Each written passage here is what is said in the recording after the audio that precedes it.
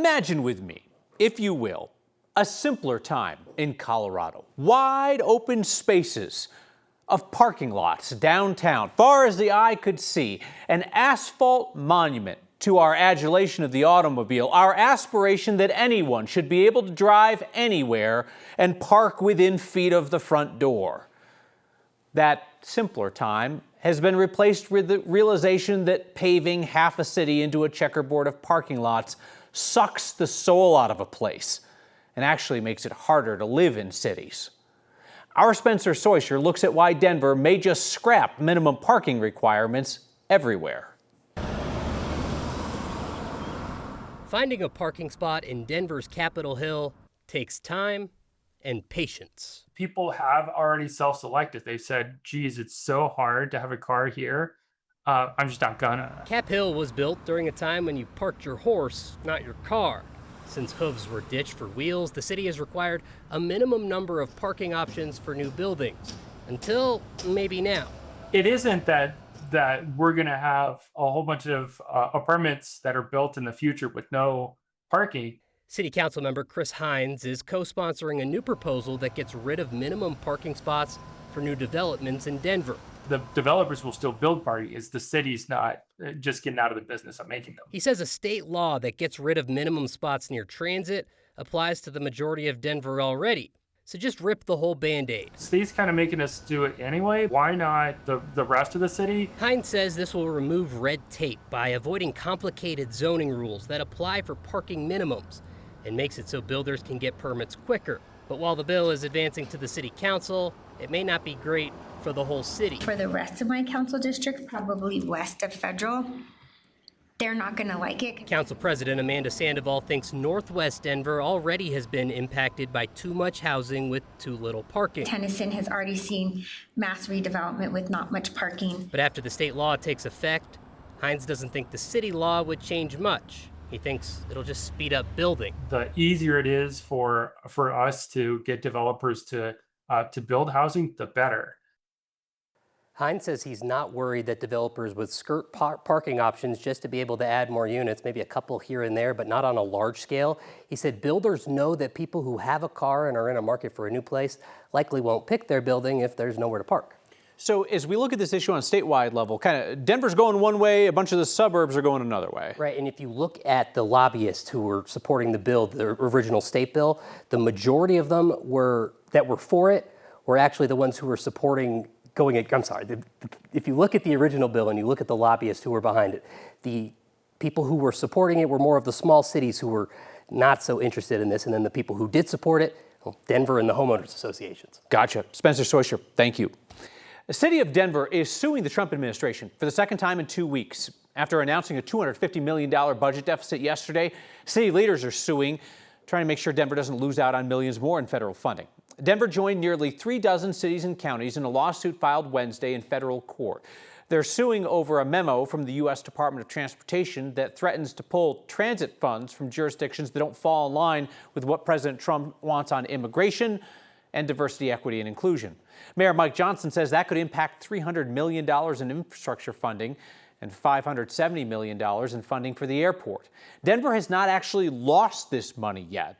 Lawsuits just arguing the Trump administration does not have the authority to pull the additional requirements on grant funding if it's already been approved by Congress. Last week, Denver joined a federal lawsuit over revoked FEMA funding because the administration is refusing to follow through on $24 million in grants that Denver spent on migrant sheltering. This graduation season, let's help more young Coloradans become the first in their families to graduate from college. That's why this week's Word of Thanks microgiving campaign supports the Latin American Educational Foundation, LAEF. LAEF works in every corner of Colorado, quite literally, to find students who have the talent to succeed in college and just need the opportunity.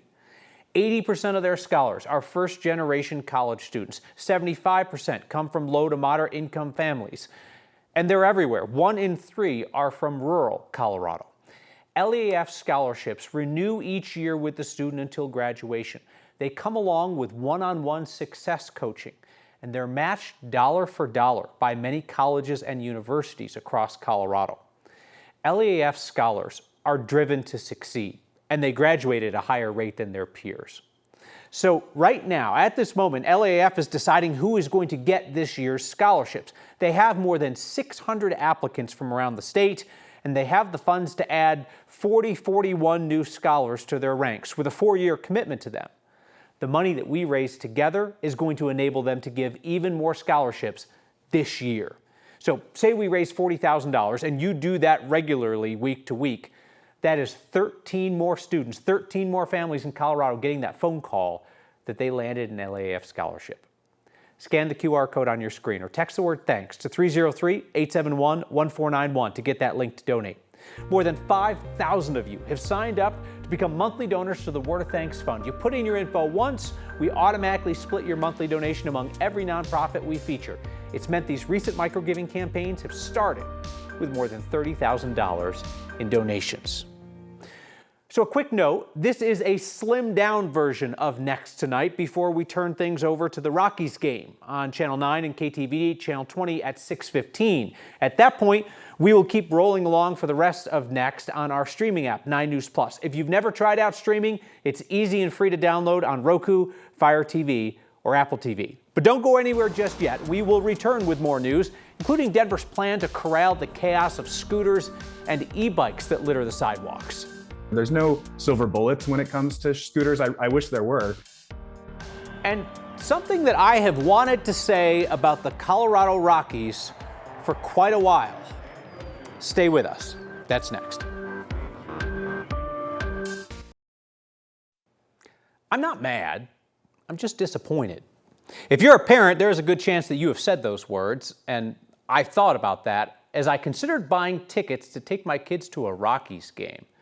My girls are getting old enough that I think they'd enjoy it, and I want them to see Coors Field. It's one of the great ballparks in America. And if we're being honest, it is a lot more affordable to take the family to a Rockies game than like a Broncos game or a Nuggets game. But before I bought those tickets, I paused, because I've heard some very smart people say that the Rockies ownership will never have a real incentive to improve the product on the field until people stop buying tickets. And I want the Rockies to be competitive. I mean, I want my girls to grow up cheering for a competitive baseball team. So I paused before I bought my family tickets for a baseball game. How sad is that? A family should be able to go to a baseball game without worrying that giving the franchise a few dollars is enabling them to continue being a perennial doormat for visiting teams. My kids don't care that the Rockies are historically horrible, and I know they'd have fun at the game. And listen, I'm not a baseball expert. I'm a casual fan. I don't have advice for the Rockies front office. I'm just a dad who wants to take his girls to a baseball game without a nagging thought that every one of us still paying to watch that team is part of the problem. I guess what I'd like to tell the Rockies is, I'm not mad. I'm just disappointed.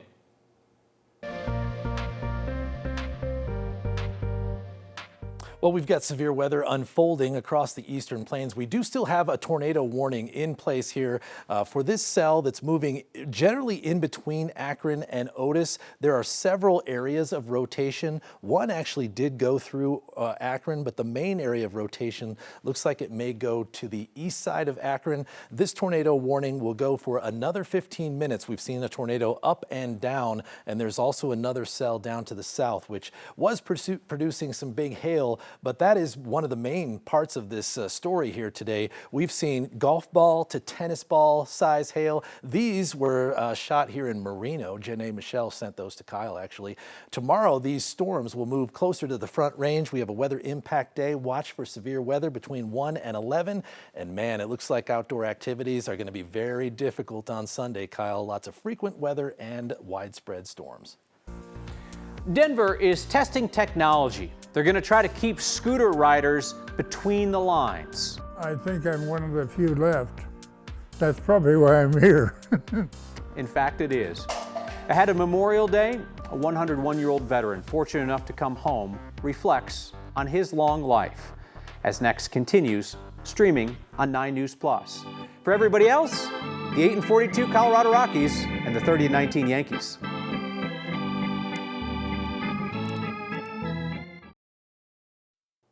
Welcome back. Glad you're floating in the stream with us.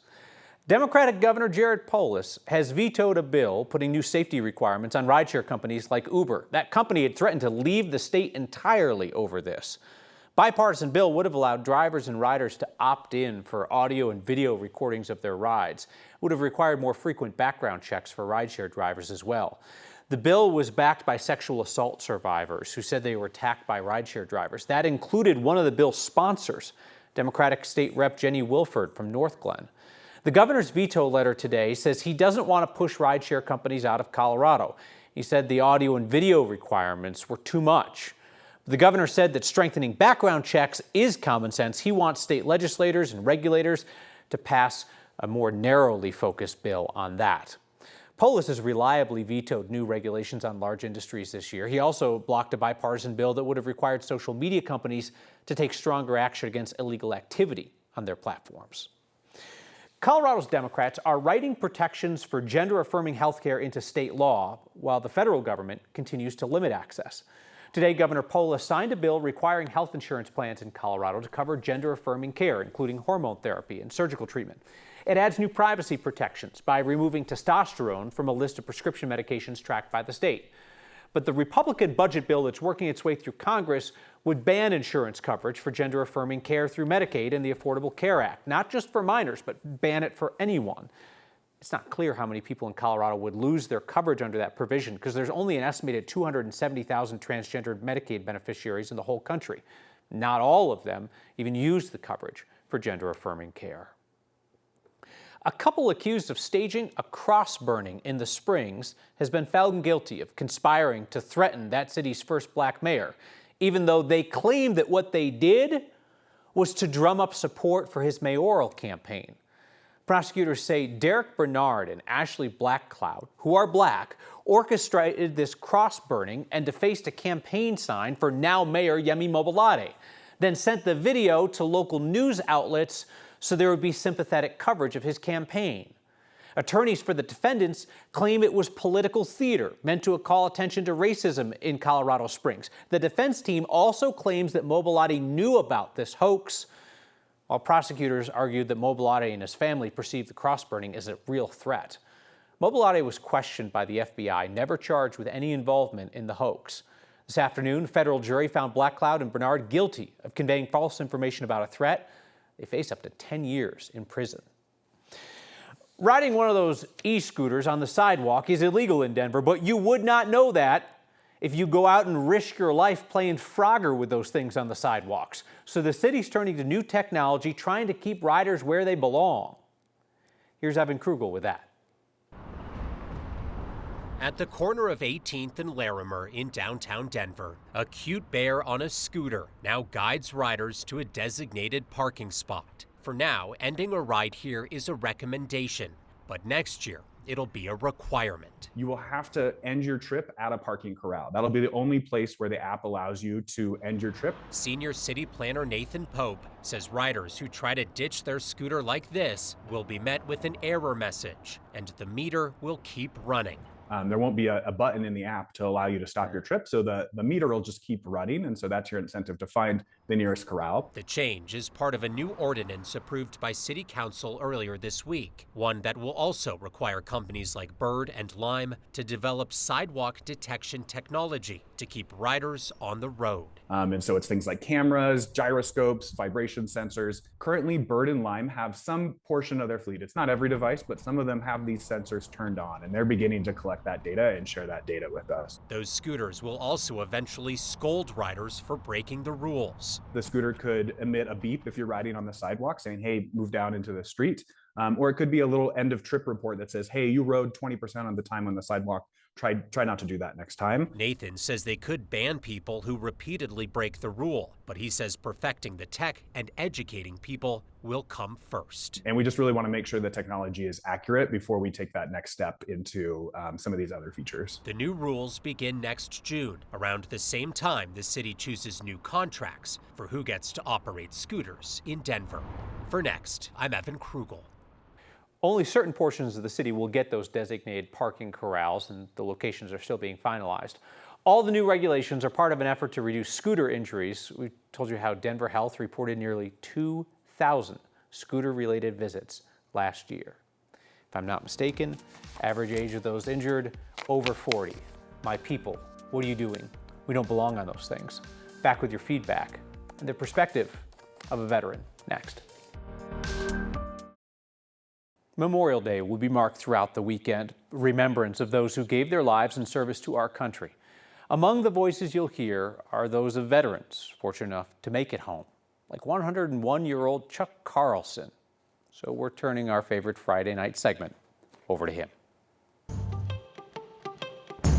This is my mother. You could sit by Grandma. Dad, you're going to be there. 60 years since the end of the war, and I've seen quite a few of them. I am 101 years and 6 months as of this month. What do you think about on Memorial Day? I think of how lucky I was and how lucky, unlucky several were not.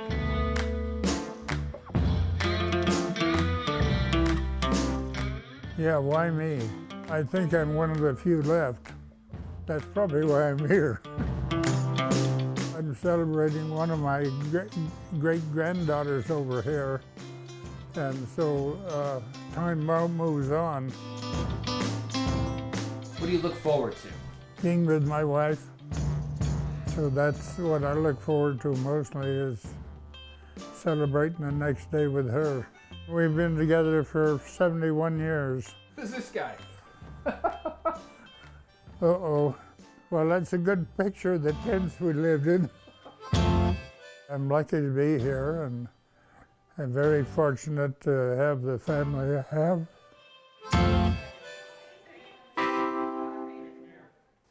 Chuck's going to be out at a special Memorial Day remembrance at the Colorado Freedom Memorial in Aurora on Saturday. Feedback tonight from Beverly, who says, love the purple jacket. Have you worn it before when the Rockies are playing, and did they win? Well, I looked it up, Beverly. We pulled the little card in the pocket, and last time I wore it was for the Rocks home opener in 2022, April 8th. They lost 5-3 to the Dodgers. Nancy says, when our girls were about your girls' age, we took them to the baseball game. She says it was way more about the food and the foam fingers than the game. Oh, absolutely. I am under no illusions that my girls will actually watch any of the baseball, and I want them to have that experience. My concern is just I'm going to be sitting there thinking, am I contributing to the problem by handing money to the Rockies ownership? I don't know. I don't think I can deny the girls the experience. I think we're going to a game this weekend.